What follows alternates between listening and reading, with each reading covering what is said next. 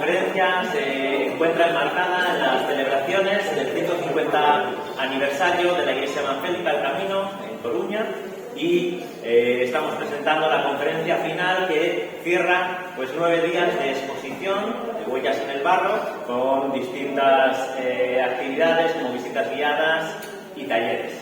Esta conferencia se titula Símbolos que dejan huella.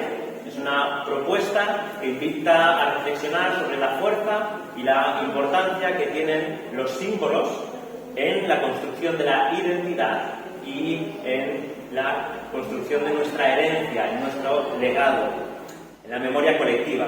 También los símbolos sirven como instrumento de comunicación y de expresión del ser humano a lo largo de la historia.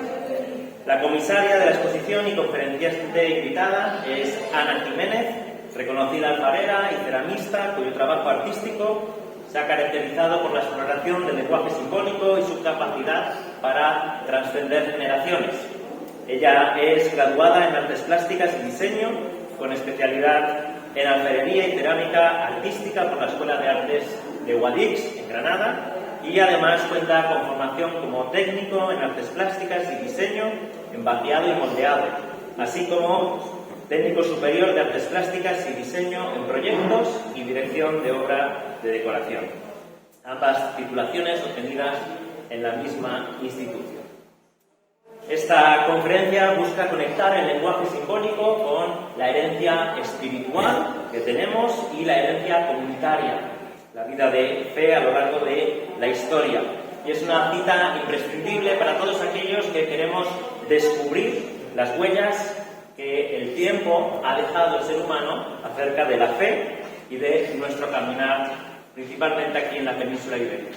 Así que vamos a abordar los temas absolutamente trascendentales para el ser humano, que son las dos preguntas principales: ¿de dónde venimos y a dónde vamos? Y todo ello a través del lenguaje simbólico. Así que sin más, pues os dejo con Ana. Muchas gracias.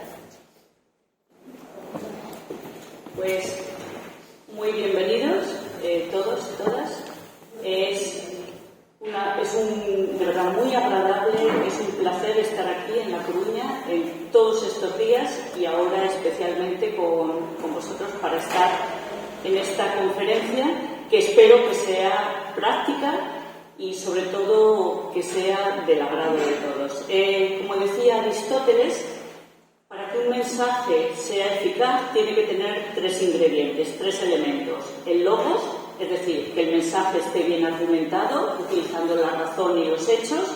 El ethos, que la persona que lo dice tenga toda la confianza del mundo por parte de los oyentes.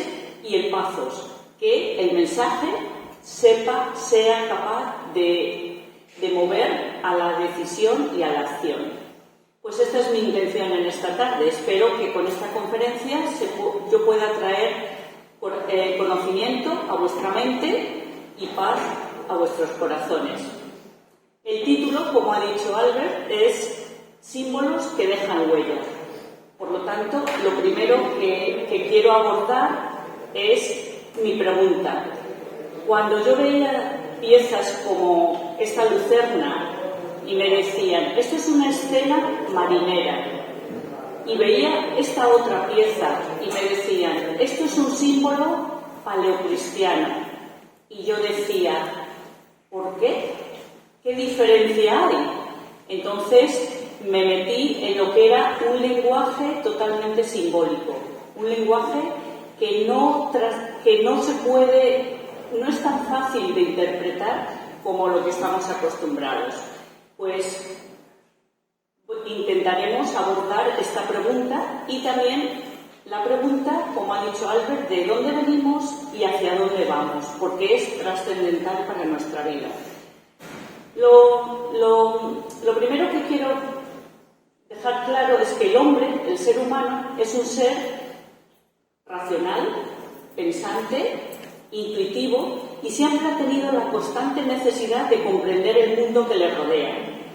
Apenas nacer, es consciente de que ha llegado a un mundo que le es muy hostil y rápidamente, cuando va creciendo, se da cuenta de que tiene frío, calor, hambre, todo es esfuerzo, pero además se da cuenta de que hay una lucha también, no solo externa, sino también interna, dentro de sí, y que en su interior hay una dualidad, siempre en hacer el bien y el mal. Y siempre todo esto conlleva una decisión en lo que se gana algo y se pierde algo. Pues sometido, el hombre, el ser humano sometido a esta lucha, tanto externa como interna, lo que busca es ayuda, una ayuda en algo que sea fuera de él, una ayuda que le lleva a buscar más allá de lo que es este mundo, en lo que él intuye como fuerzas benefactoras o, por otro lado, destructoras. Y de esta búsqueda surgen todos los sistemas filosóficos y religiosos en el mundo. Lo que vamos a abordar en primer lugar es cómo hay una comunicación entre el ser humano y los dioses o unas divinidades, porque no puedo decirlo de forma concreta, sino de forma muy abstracta, muy abierta. Y vamos a ver cómo hay tres ingredientes que forman esta comunicación. Sería el mito, el rito y el símbolo. Bien, ¿por qué creamos, por qué usamos, por qué utilizamos símbolos? Vamos a abordar. El mito es cuando personas cotidianas hacen algún avance o tienen en la lucha con el medio y con su propio interior, tienen una victoria elogiosa. Estos son los que llamamos los héroes. Un héroe es un ser humano que tiene una victoria en alguno de los ámbitos, que sobre todo es el medio que le rodea. De este héroe, al cabo de generación tras generación, pasa a ser un semidios y finalmente acaba siendo un dios. Este proceso lo vamos a ver muy fácilmente. A veces las victorias son cosas muy concretas de la persona, como sentimientos, miedos, pasiones. Otras veces son ciclos vitales como la virginidad, la maternidad, el alumbramiento, la muerte. Otros son hechos externos en la naturaleza, como por ejemplo la lluvia, el trueno, las tormentas, o circunstancias de la vida misma, como la caza o los enemigos, exploración de tierras nuevas. Bien, por lo tanto, el mito o la leyenda es un relato inventado por el hombre que lleva a una realidad concreta y que nos proporciona una explicación del origen o la causa o de un sentimiento, la cual necesitamos entender mediante un proceso de racionalización. Suena muy teórico, pero lo voy a explicar de forma muy práctica. Por ejemplo, yo siento amor. El amor es un sentimiento que puede llegar a ser una pasión y es algo que no puedo explicar, sobre todo si nos volvemos al pasado, a la antigüedad, donde no soy capaz de entender todos los procesos bioquímicos que pasan en mi cuerpo. Por lo tanto, el amor es más fácil que yo lo interprete como que es algo que ocurre y es una persona, es un ser. En este caso voy a decir que es un adolescente, un niño que tiene unas alas, es un ser espiritual, tiene un arco con una flecha. ¿Por qué? Porque el amor a veces me provoca dolor, a veces tiene los ojos vendados, porque el amor es ciego y es al azar. Y yo materializo todos estos ingredientes y todos sentimientos que me produce el amor, los materializo y los concreto en una imagen de un ser. A veces es un niño pequeño, a veces es un adolescente, pero que tiene que ver con la inocencia, porque tengo consciencia de que no soy yo quien lo provoca. Y a todo esto le doy un nombre y le llamo Eros. Eros es el dios del amor. Lo que he hecho ha sido racionalizar un sentimiento que no sé de dónde me viene y cómo me viene a mí, porque todavía no tengo capacidad para entender, como decía, los procesos que pasan en mi cuerpo de forma física, bioquímica, como ahora podemos entenderlos, y entonces plasmo sobre este personaje el sentimiento. Esto es un mito. Un mito, por tanto, es palpable, se hace palpable la divinidad, los dioses. En todas las culturas hay dioses para el amor, hay un dios para la lluvia, un dios para las tormentas, un dios que provoca lo bueno, que provoca lo malo, un dios para las cosechas. Es algo totalmente universal. La imagen y el nombre me crean el mito. El rito sería el segundo, el rito sería, o los rituales serían el conjunto de leyes que yo invento o provoco para relacionarme con esa divinidad. Es decir, a través de los votos, exvotos y ofrendas, yo tengo que tener contento a este Dios.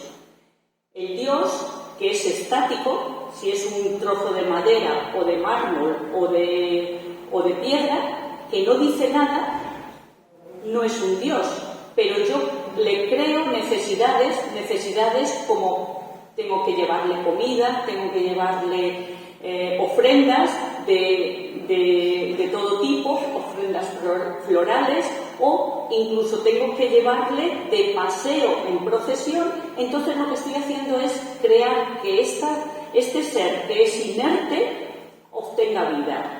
Lo voy a explicar con otro ejemplo. Por ejemplo, cuando una niña pequeña tiene un muñeco de trapo, de plástico, de tela, ella sabe que es un muñeco, pero le da la comida, le pone vestidos, le arrulla, le pone para dormir. Lo que está haciendo la niña es plasmar en algo que es inerte características de un ser humano. Por lo tanto, lo que hace es vivificar a ese personaje, a ese muñeco. Y para ella es un ser humano. Lo mismo hacemos con los dioses. Hacemos que algo que es estático totalmente, al final tenga vida porque nosotros le hemos hecho que tenga necesidades humanas. Necesidades, como digo, de llevarle ofrendas de todo tipo. Y por último, el símbolo. El símbolo, la palabra que es lo que más nos interesa para esta conferencia, el símbolo es el lenguaje con el que yo me relaciono con la deidad. Es el medio apropiado porque el símbolo me provee de una relación místico-espiritual y de un lenguaje que no solamente tiene que ver con el lenguaje hablado y el lenguaje escrito, sino con la intuición. Recuerden que he dicho que el hombre es un ser racional e intuitivo, y entonces me da un campo mucho más amplio. Es un lenguaje ligado a la percepción de los sentidos. Decía Müller, el mitólogo alemán Müller, dice que símbolo es un signo externo y visible al que va asociado una idea, emoción o sentimiento espiritual. Una idea, emoción o sentimiento, incluso una experiencia que yo a veces no sé ni siquiera explicar con las palabras. Esto es un símbolo. Para entenderlo, vamos a ir a la palabra símbolo. Símbolo, en latín símbolon, en griego símbolon, la palabra literalmente significa reunión, y nos tenemos que retrotraer a la antigüedad. En la antigüedad, los pueblos, las tribus, hacían pactos de hospitalidad. No había muchas leyes, no había un pacto común, entonces lo que hacían eran pactos de hospitalidad. Y eso quería decir que si yo era el señor de una tribu, tenía que hacer un convenio, un pacto con alguien que estaba a mi lado, por ejemplo, para que mis ganados pasaran por su territorio. Ese pacto se hacía muchas veces de palabra, se escribía luego se llaman las tábulas, que son piedras, muchas veces las encontramos en algún lugar, se guardaban, pero yo y la otra persona que habíamos hecho el pacto nos llevábamos esto. Esto es una tesera. Las teseras son de cerámica o de metal a veces, en lo que son dos piezas iguales que unidas, donde están relatados todos los términos del pacto. Por lo tanto, yo me llevaba una parte, la persona con quien había hecho el pacto se llevaba la otra, y cuando nos volviéramos a juntar o yo tenía necesidad de pasar por sus territorios, lo que hacíamos era juntar para saber que yo había hecho ese pacto. Yo, mis hijos y mis descendientes. Eran pactos que se pasaban de familia y de tribu en tribu. Otras veces eran figuritas iguales, que aquí tendrían la misma parte y lo mismo, tenían escrito los términos del pacto. Luego, si quieren, pueden verlos. Esto se llama teseras de hospitalidad. Bien, estas pequeñas teseras, cuando una parte y la otra parte se reunían, esto se llama símbolo. La palabra símbolo nos viene de este acto de reunir las dos partes. Por lo tanto, un símbolo es reunir la imagen con lo que representa. A veces es, como he dicho antes, un sentimiento, una experiencia o cualquier cosa que no sea fácilmente expresado con las palabras, sino que tiene que estar asociado a todo un conjunto de pensamiento. Formas de crear un símbolo. Yo puedo crear un símbolo muy facilito, muy gráfico, o puedo tener símbolos muy conceptuales. Un ejemplo, las piezas que tenemos al principio de la exposición, estas estelas celtas, estas estelas son de Santa Tecla, en Pontevedra, en la desembocadura del Miño. Son estelas, todas en la forma, todos los símbolos son en un círculo, están enmarcados en el círculo, y para la cosmovisión celta, los círculos son lo completo, lo cerrado, y gráficamente son la representación del sol. ¿Cómo es el sol? El sol es algo circular, es algo redondo, entonces estos símbolos es muy fácil de identificar. El sol es un círculo, luego tiene significados. El sol es una bola de fuego, por eso las radiales, no sé si lo pueden ver muy bien, pero la primera es las radiales, indican el movimiento. El triskel, askel, triskel, tetraskel, pentaskel, son todo variantes que significan el movimiento del sol. Para ellos es una bola de fuego que viaja todos los días de oriente a occidente. Los nudos sin fin, siempre con el círculo y la línea curva. Las hexapétalas. La hexapétala sería el cuarto símbolo. La hexapétala es el sol, pero en plenitud, cuando está en lo más alto del cenit, y simboliza, lo vemos muchas veces en las estelas funerarias, porque simboliza la solarización del difunto. Es decir, cuando la persona muere, inicia un viaje de ascenso en espiral hasta que su alma se une con el sol, que es el Dios supremo. Y el último, el laberinto.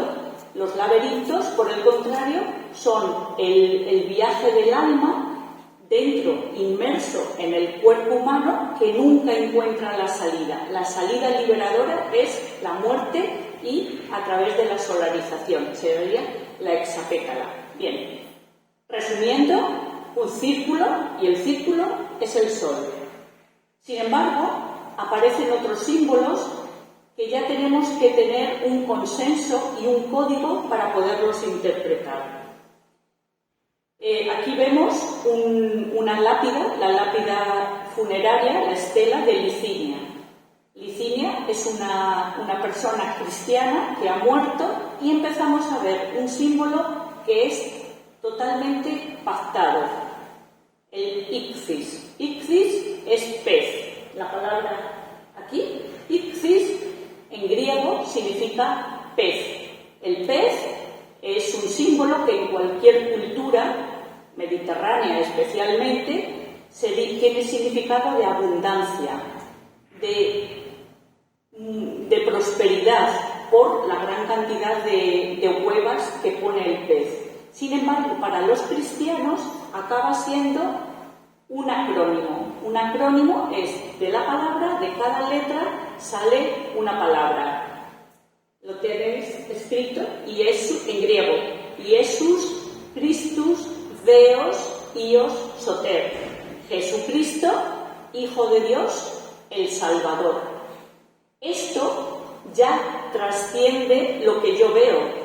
Ya es un pensamiento mucho más elaborado que me dice que cuando veo un pez, no es un pez concretamente, sino que es Cristo. No tiene ninguna relación visual Cristo con un pez, pero cuando yo le hago el código de lo que es el ichthys a través del pez, reúno, hago el símbolo de que Cristo, el ichthys, es Cristo.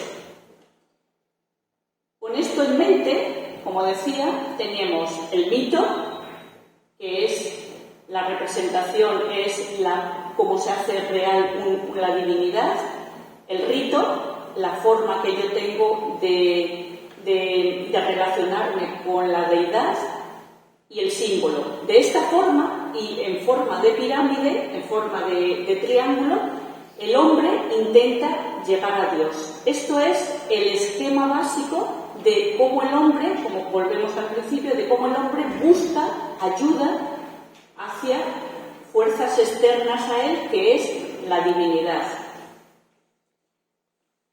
Cuando llegamos al cristianismo, el paleocristiano, tenemos que ver que todo este sistema no nos vale. Es un sistema fallido. ¿Por qué? Porque el cristianismo nos dice que hay un solo Dios. No hay dioses para todos los acontecimientos que yo no puedo expresar o no puedo entender. Entonces, hay una prohibición totalmente intrínseca en la realización de imágenes de Dios en la Biblia. La prohibición es que Dios es uno solo, es único. Por ejemplo, dice el profeta Isaías: así dice el Señor, el Dios de Israel y su Redentor, el Señor de los ejércitos. Yo soy el primero y yo soy el último, y fuera de mí no hay Dios. Si yo tengo varios dioses, muchos dioses, necesito la imagen para diferenciar un Dios de otro. Sin embargo, de Dios, el Dios de la Biblia dice que Dios es único y por lo tanto, si es único, no necesito diferenciarle de ningún otro Dios. Además, es invisible, no tiene una imagen. Si lo invisible lo puedo meter en una imagen, inmediatamente deja de ser un Dios. ¿Por qué? Porque ya lo estoy reduciendo a mi mente finita.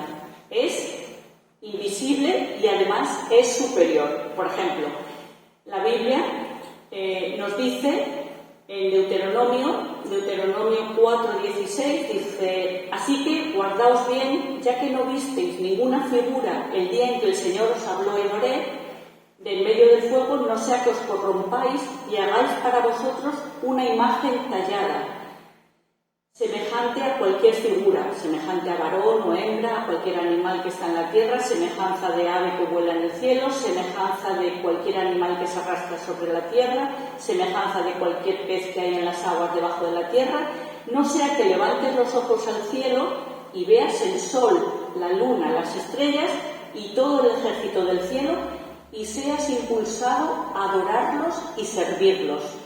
Dios, el Dios de la Biblia, está diciendo: ninguna cosa creada me identifica. Estoy por encima, soy superior a todo lo creado. ¿Por qué? Porque Dios es el creador incluso de la materia. En el principio creó Dios los cielos y la tierra. Es anterior incluso a la materia. El mito, por lo tanto, surge para identificar un Dios de otros dioses y para diferenciarlo.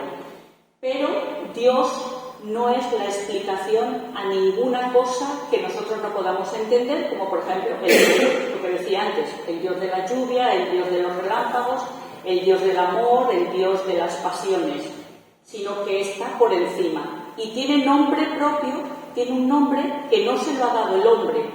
Es Dios mismo cuando se manifiesta a Moisés, que dice: yo soy Yahvé o Jehová, y le da el nombre propio.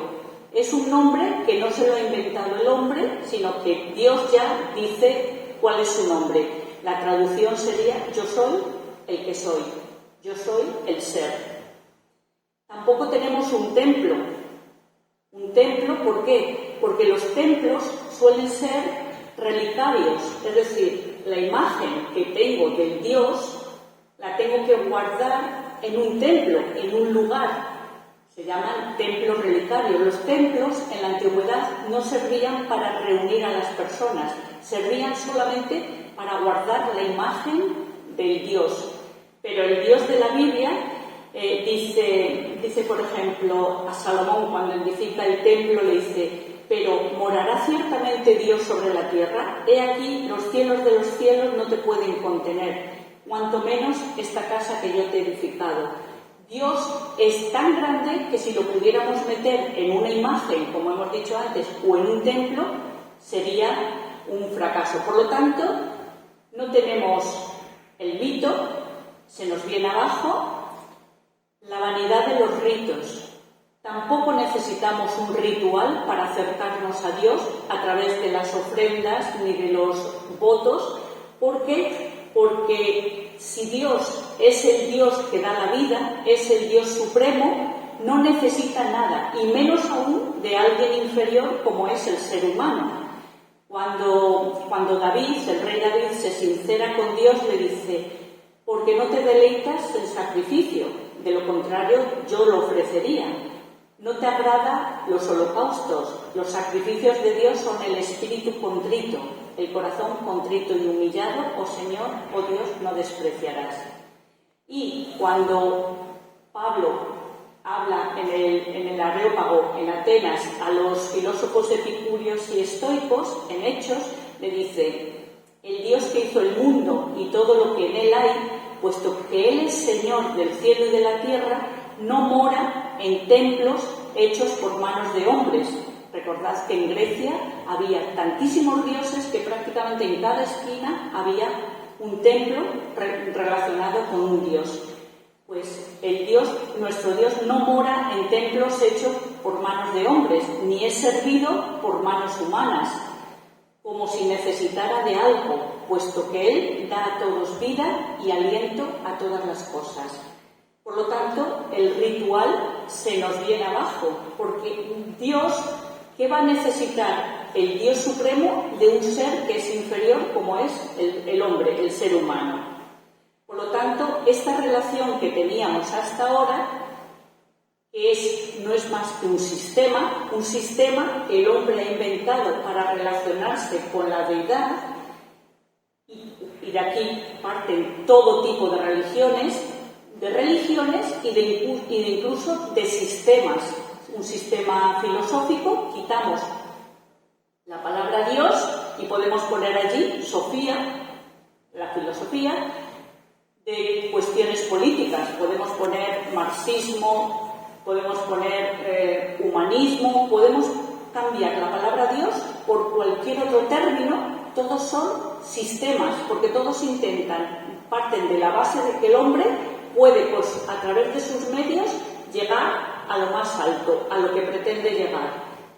El sistema que el Dios de la Biblia es el que establece es que Dios sigue estando arriba, el hombre está abajo, pero es a través de Cristo, es cuando Dios decide establecer una relación con el hombre, lo hace a través de una forma que ninguna otra religión hasta ese momento había hecho, que era encarnarse y hacerse como una criatura, es decir, el Dios mismo haciéndose como una de sus criaturas, hacerse hombre. Por lo tanto, vamos a tener que Cristo se proclama como el símbolo. Cristo es la imagen visible que el hombre puede ver, que ha podido ver, palpar y percibir con los sentidos de lo que es Dios, que es una realidad que no podemos ver. Por lo tanto, Cristo se manifiesta como el símbolo. La Biblia dice que es la esencia, la misma de Dios, es la imagen del Dios invisible, es la expresión exacta de su naturaleza. Sí, por favor, si alguno quiera todas estas citas, yo se las puedo proporcionar porque las tengo aquí. Y cuando establece una comunicación, lo hace no partiendo el hombre, y llegando a la deidad, sino que es justo lo contrario, es Dios estableciendo una comunicación con el hombre que está abajo a través de su misma esencia, de la vida de Cristo. Cristo, dice, a través de su sacrificio, no necesitamos rituales porque ya hay un sacrificio que hizo el mismo Dios, porque también Cristo murió por los pecados una sola vez, el justo por los injustos, para llevarnos a Dios, muerto en la carne pero vivificado en el Espíritu. No es necesario la relación que nosotros vamos a establecer con Dios, no es una comunicación vana, es una relación que parte de Dios hacia el hombre, de lo alto, de la deidad, hacia el ser inferior que es el hombre. Es la única forma que podríamos establecer la relación. Y en esta relación, el símbolo es lo que nos da un lenguaje y nos entronca realmente con lo divino. Por lo tanto, por eso podemos decir que toda la iconografía que a partir de este momento va a surgir es ese intento, esa relación que tenemos el ser humano con Dios. Salvando las distancias, por supuesto, vamos a ver cómo el paleocristiano, la iconografía que va a surgir, es una necesidad que tiene el hombre de expresar el cambio de vida que ha tenido en su vida al aceptar el sacrificio de Cristo y está en un momento, el Imperio Romano, en un momento que está bajo persecución. Además, tenemos que tener en cuenta otra cosa, que los cristianos no son artistas convencionales, son simplemente personas que quieren dejar constancia de dos cosas principalmente, de la persona y obra de Cristo y de la experiencia que ellos han tenido de la salvación. Por lo tanto, no vamos a ver la perfección que tenían los griegos y los romanos en cuanto a representaciones, por ejemplo, de la figura humana, ni de la perspectiva. No interesa, lo que interesa es el lenguaje. Es un lenguaje totalmente simbólico. De esta forma vamos a ver símbolos que nos hablan de la persona y obra de Cristo, como por ejemplo lo que he dicho antes, la estela de Licinia, donde el pez se manifiesta como Cristo mismo, la persona de Cristo, y que se representa como el Salvador, el crismón. El crismón es uno de los primeros logos, la chi, la c, en griego, la c y la r, la ro. La unión de estas dos letras, la c y la r, forman el crismón, por lo tanto es la persona de Cristo. Un crismón con alfa y omega, el principio y el fin, simbolizarían a Cristo. Él es el pan de vida, También se representan como la vid. Aquí quiero que se fijen en la vid. Cristo es la vid verdadera, porque la paloma sería el símbolo del creyente, no de Cristo. La menorá, tanto en el Antiguo Testamento, es el candelabro de los 7 brazos que aparece en el Antiguo Testamento, sería la presencia de Dios como la luz en medio de su pueblo. En el Nuevo Testamento sería Cristo como un faro que guía, que ilumina, sería igualmente la luz. Cristo como el agua de vida, es un jarrón, de muchas formas, se puede representar de muchas formas, o el buen pastor, Cristo como el buen pastor, sería la referencia a la parábola de la oveja perdida, cuando una oveja se pierde, deja las 99 y va a buscar la perdida. Cristo se manifiesta además también como un maestro, para los judíos es un rabí, para los gentiles es, en esta imagen de las catacumbas lo tenemos desde un punto de vista griego porque tiene el traje, el imatión, que sería griego, está sobre una cátedra, sentado, y alrededor sus discípulos. Es una imagen totalmente griega. O símbolos que nos hablan de la experiencia de la salvación. La paloma sería reconciliación. Cristo ha hecho la reconciliación de Dios, del hombre de la divinidad con el hombre. Por eso, en este caso, la paloma con una ramita de olivo, la referencia sería el arca de Noé, cuando Noé baja, ya acaba el diluvio, y Noé lanza una paloma, y la paloma viene con una ramita de olivo, indicando que Dios había hecho la reconciliación con el mundo, consigo mismo. Por lo tanto, es un símbolo de reconciliación de la persona. El ancla, que es la fiabilidad que el creyente tiene de la palabra, de las promesas que encuentra en la palabra. Aquí, en la figura central, es interpretar este símbolo como cristiano. Esto es un ejemplo de un resumen de una anástasis.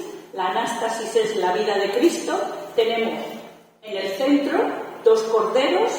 Cristo muere como el cordero, como un animal para el sacrificio, en sacrificio voluntario. 2 palomas, un poquito más arriba. Lo pueden ver también luego, si queremos, en la exposición, porque todas estas piezas están en la exposición. La resurrección serían las palomas haciendo la reconciliación, y el crismón está en una corona, entronizado. La muerte, la resurrección y la entronización, la ascensión a los cielos. Y a los lados, la palabra estrígilis, que es un elemento de limpieza. Cuando los deportistas iban a competir, se ponían aceite en el cuerpo, y luego con este utensilio, que era una especie de como una cuchilla, una navaja de metal, con un mango de madera, lo que hacían era raer, quitar el polvo y todo ese aceite. Es un elemento de limpieza, y para el simbolismo sería de limpieza espiritual. Es decir, la vida de Cristo, la pasión de Cristo en el centro, y a los 2 lados la vida una alegoría, un símbolo de la vida del cristiano en constante limpieza del pecado que cada día se pega a nuestra vida. La pasión es eso, la anástasis, y a los lados las estrígilis. Si seguimos avanzando a lo largo de la historia, vamos a ver cómo el énfasis va a ser en la iconografía celta, visigoda y del románico, la persona de Cristo. Todos los símbolos celtas van a aparecer ahora con la cruz. Aquí vemos una hexapétala, pero abajo la cruz con alfa y omega. Vamos a ver una pieza que no pudimos poner en la exposición, y en este momento, en la Edad Media, esta es una representación de Cristo como el hombre perfecto. Está indicando, no está haciendo la cruz, sino los 4 puntos cardinales, norte, sur, este, oeste. Eso sería, si hacemos en un cuadrado, sería la partición de un cuadrado, indicando las líneas transversales. Y el círculo me está indicando la cuadratura del círculo.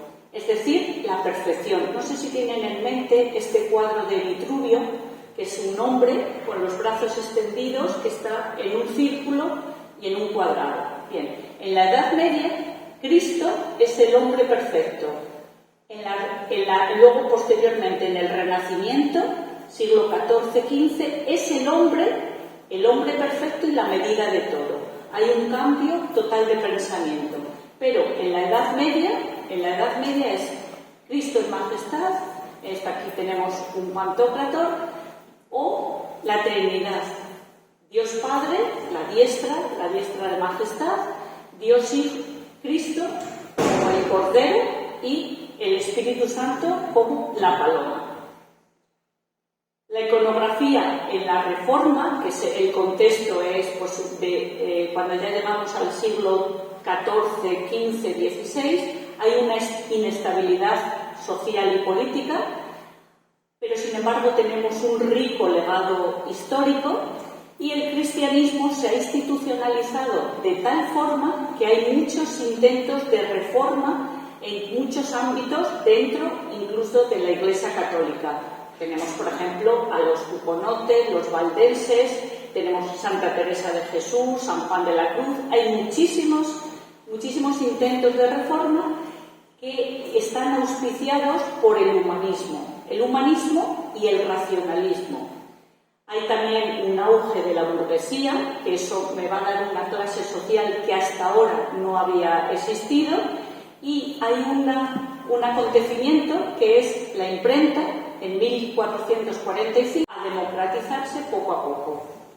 Los reformadores querían especialmente traducir la palabra, la Biblia, que estuviera traducida a las lenguas del pueblo para que el pueblo tuviera acceso. El duque de Ferrara ha muerto y la duquesa Renata, se ha convertido al calvinismo, al luteranismo, a través de los hugonotes franceses.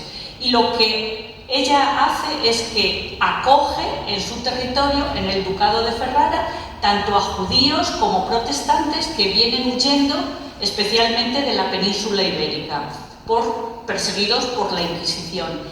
Ella, la duquesa Renata, es la hija del rey de Francia. La hija del rey de Francia es la delfina de Francia. Y no sé si pueden llegar a ver, abajo hay un delfín que es la forma que ellos tienen de manifestar que es su salvadora. ¿Por qué? Porque los delfines son el elemento, el animal que lleva a los barcos naufragados, a las personas, a los náufragos, a tierra firme. Son sus salvadores. Por eso estos judíos que han traducido esta Biblia consideran que Renata es su delfina, su salvadora. Lo que hace además no es solamente que los ha acogido, sino que ha pagado con su dinero la primera publicación de la Biblia, de esta Biblia. ¿Qué quiero decir? Que todo este lenguaje es tan complejo, tan sumamente complejo, es la experiencia incluso de años que no se puede explicar con unas palabras, y de forma visual y a través de símbolos me lo están diciendo en una imagen. Si yo no supiera y yo no contextualizara todo esto, esto no sería más que una escena de un naufragio, que podría encontrarla en cualquier otro ámbito. Así es como se crea un símbolo. Muchos otros, como este sería el Nuevo Testamento, traducido al castellano, a un castellano antiguo, pero el Nuevo Testamento ya muy legible, y tiene en este caso Juan Pérez de Pineda tiene la osadía de poner en el frente del Nuevo Testamento un versículo explicando además lo que quiere manifestar con este dibujo. Es el doble camino, un camino que lleva, como dice en el lateral, estrecho es el camino de la vida y al otro lado, y ancho el camino de la perdición.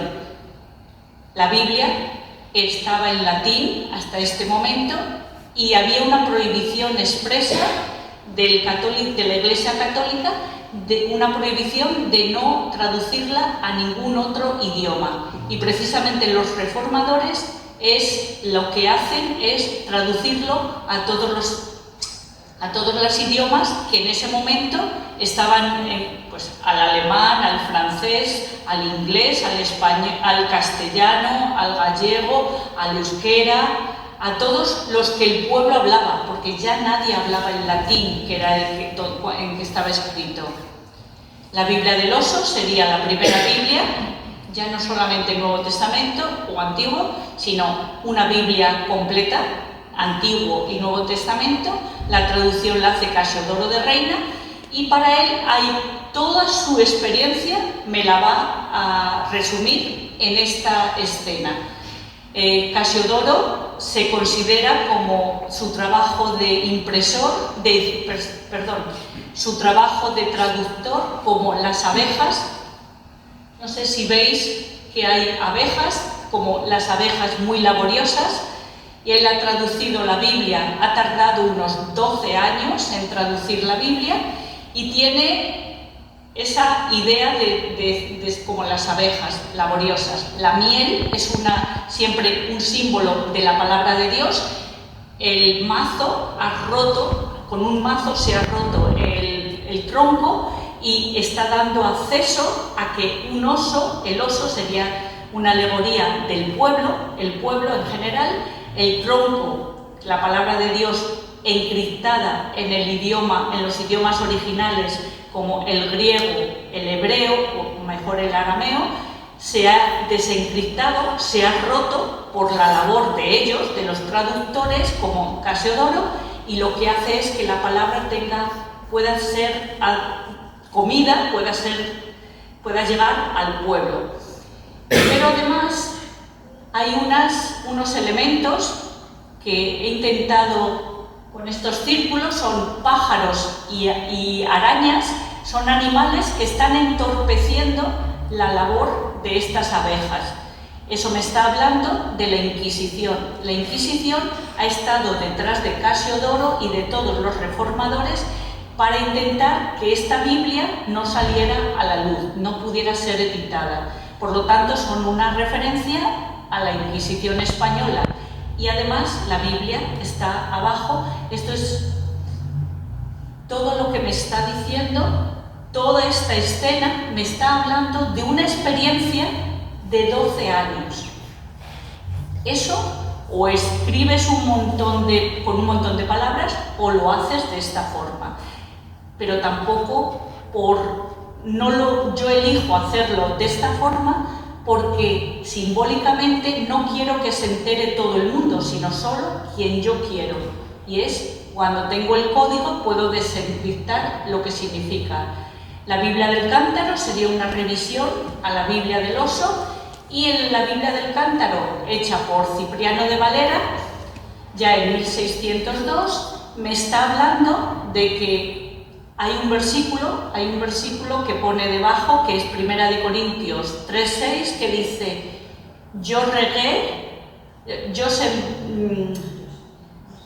sembré, Apolos regó, mas Dios da el crecimiento. Yo y Apolo, en la Biblia sería Pablo y Apolo, Cipriano y Casiodoro han sembrado la semilla se ha hecho un árbol, un tronco muy grande y un árbol frondoso, pero ninguno tiene el mérito. El mérito lo tiene Cristo como el agua de vida, que es el cántaro, que ya lo habíamos visto en el paleocristiano, es el que tiene el verdadero mérito. Dios ha dado el crecimiento. Por lo tanto, hemos hecho un recorrido y hemos visto cómo los símbolos me hablan de un lenguaje intuitivo, espiritual. Hay símbolos que son muy fáciles de entender, de reproducir, son casi universales, pero hay otros, como hemos ido llegando a un periodo, al siglo XIV-XV, que ya es muy complicado el lenguaje, y yo puedo explicar a través de símbolos relatos tan complicados que ni siquiera con las palabras podría explicarlo, pero con una imagen, a veces lo que dice una imagen vale más que 1000 palabras, yo puedo hacerlo a través de símbolos. Lo único que tengo que saber es el código para poder desencriptar, y a la medida que yo esté más cerca en el tiempo o más cerca en el espacio de la cultura donde aparece un símbolo, tendré más facilidad o menos para entenderlo. La palabra de Dios permanece para siempre, es el versículo que aparece en la Biblia del oso, y es una palabra que utiliza muchísimas veces los símbolos. Cristo mismo habló en parábolas porque para él todo el lenguaje simbólico era muy importante. La parábola no es más que un símbolo también. No sé si tienen alguna pregunta o quieren hacer alguna aclaración. Estoy abierta, si no es muy difícil.